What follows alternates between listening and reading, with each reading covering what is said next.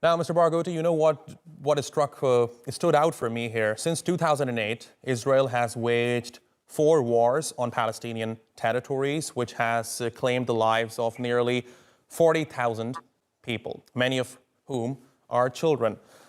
Now, we did see the Israeli Prime Minister finally calling the deaths of innocent civilians heartbreaking. Do you think that's a good step forward? At least some acknowledgement here? Heartbreaking for whom? For him? He committed the crime. How we are heartbroken.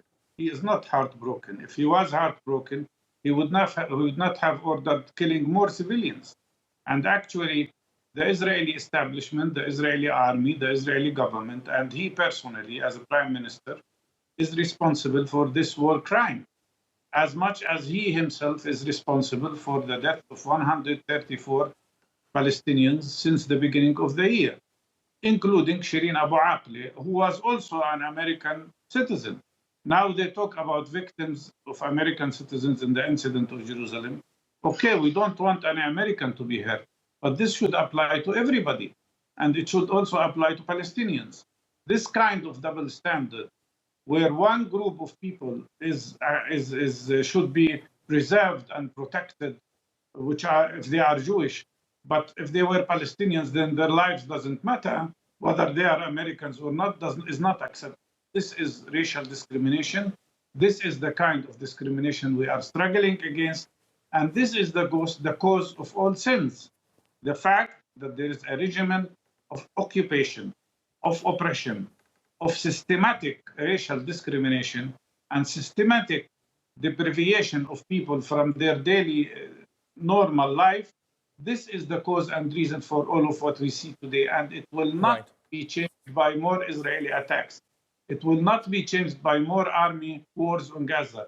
It can only change if Israel accepts the real path to peace by ending occupation and the system of apartheid. And needless to say, Mr. Barghouti, this has become extremely frustrating for the Palestinian people. I mean, we hear about escalation of tensions between Israel and Gaza-based factions almost every year. Now, in fact, more than once in a year, if you look at what happened the last few weeks. So the Israeli occupation continues for decades.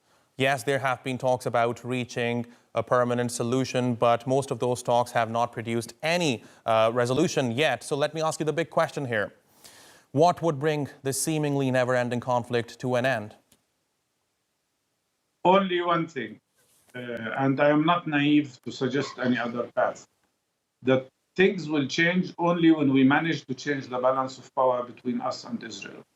And that requires Palestinian resistance and Palestinian steadfastness, but also it requires international pressure on Israel, including boycott, divestment, and sanctions against this system of apartheid.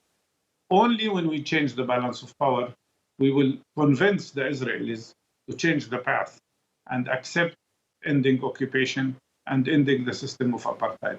There is no other way. Palestinians have lost since 1948 100,000 people who were killed by Israeli troops, Israeli army, or Israeli gangs.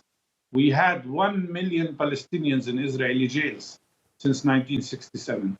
So what does that mean? Oppression is not a solution to anything. The only solution is by ending occupation and ending the system of apartheid against.